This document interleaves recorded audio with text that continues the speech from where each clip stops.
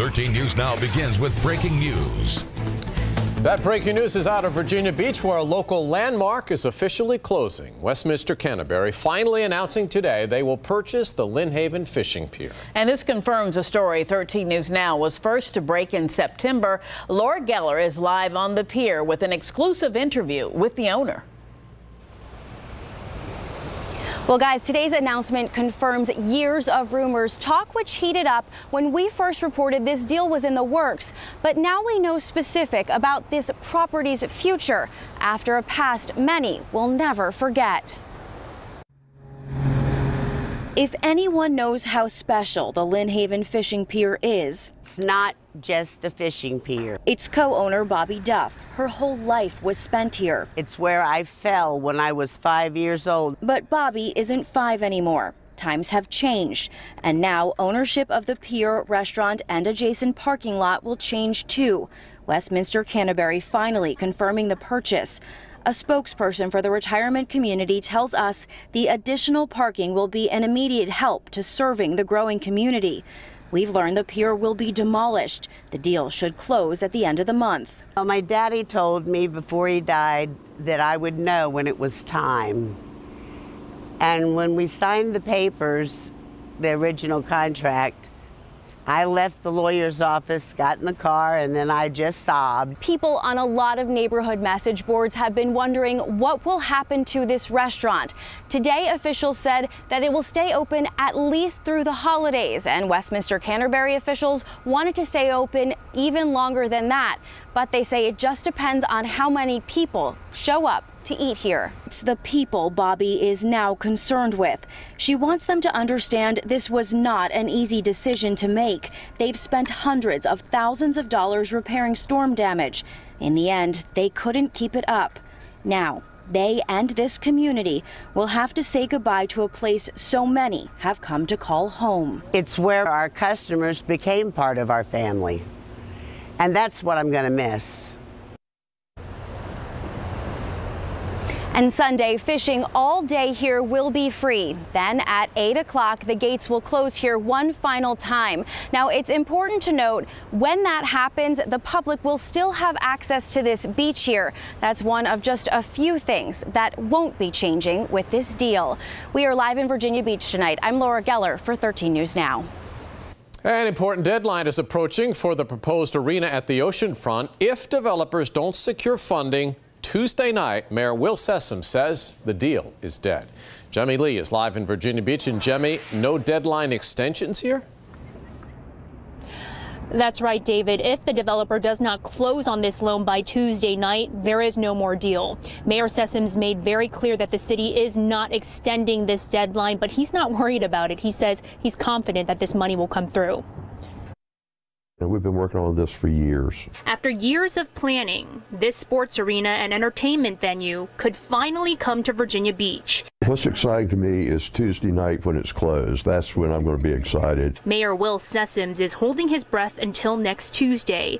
The developer must close on a loan by midnight that day, or the deal is dead. Mid-Atlantic Arena, formerly known as United States Management, must wire $70 million into an escrow account to close on that loan. The attorney today said funds were starting to be wired into the escrow account.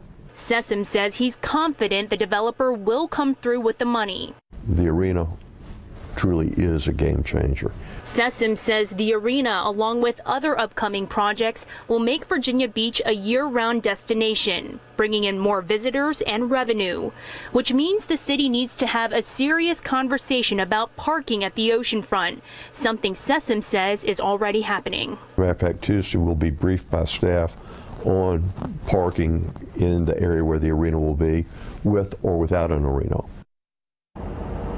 Now, Sessom's told me that one of the options the city is looking at for parking and transportation at the oceanfront is creating designated areas for ride-sharing services such as Uber and Lyft. He says that with the popularity of these services, parking at the oceanfront, the need for parking at the oceanfront has actually decreased. Live in Virginia Beach, I'm Jemmy Lee, 13 News Now. Another warm day out there. Plenty of people enjoying the sunshine across Hampton Roads, but a big temperature swing is headed our way. So we're going to check in now with Chief Meteorologist Jeff Lawson to see what the weekend will hold. Yeah, we haven't found out the official number for today yet. In case you haven't heard me say it before, they report only once per hour the high temperature or the current temperature. So in between hours, we might have made a run at a record. We will have to wait another few minutes and find out for sure.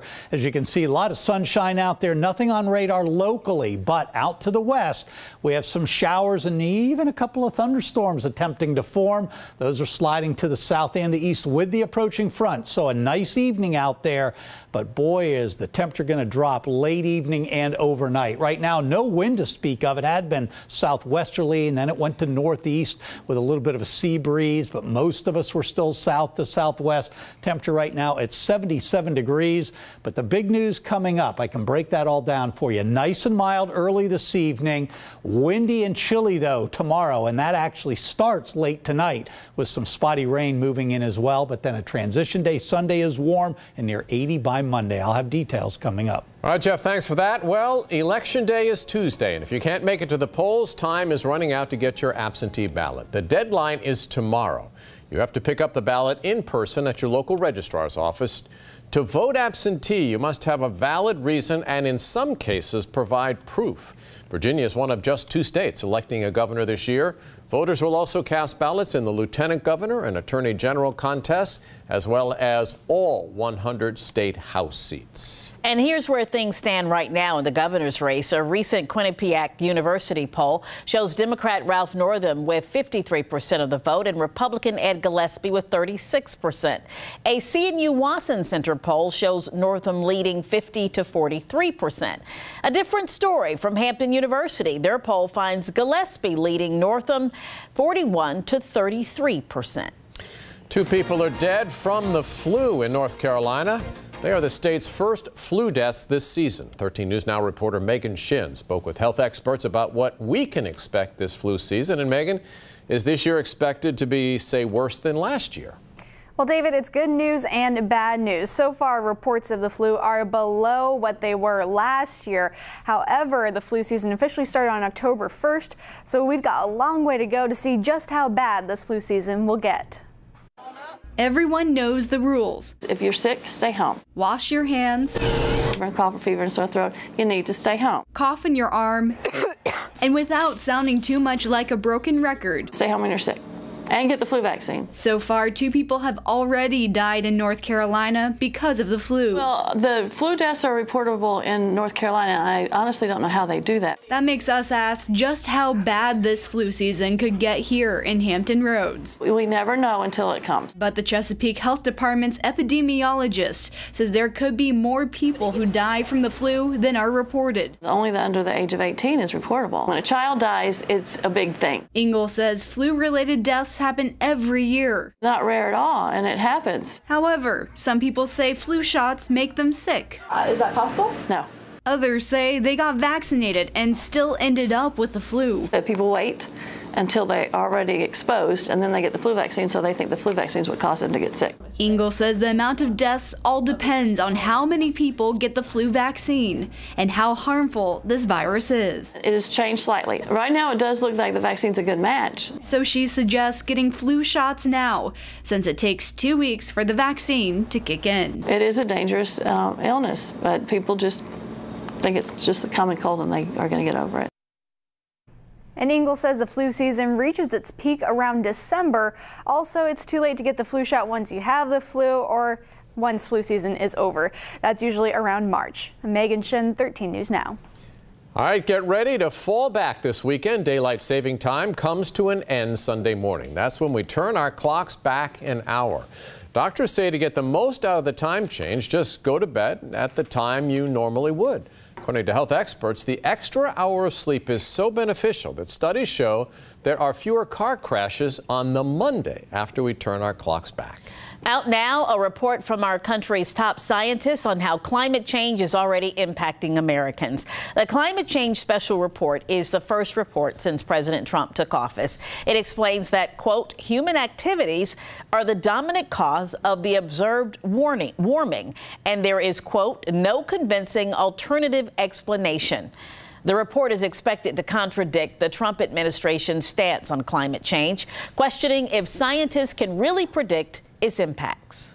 We're just a couple of days away from this weekend's King Tide. Hundreds of people will fan out all across Hampton Roads to measure what will be the largest naturally occurring tide of the year. Scientists expect to see more evidence that sea level is rising. Already homeowners are being squeezed with high flood insurance premiums. Sometimes it's not a little bit, but a lot. $300–400 a month on a house that mortgage payment might only be $1,000. Growing signs of climate change are bringing a variety of people into the conversation on how this area needs to prepare, from faith leaders to educators responsible for teaching our kids. If you would like to know more about how to catch this weekend's King Tide, stay tuned to 13 News Now at 6 and go to 13newsnow.com for more.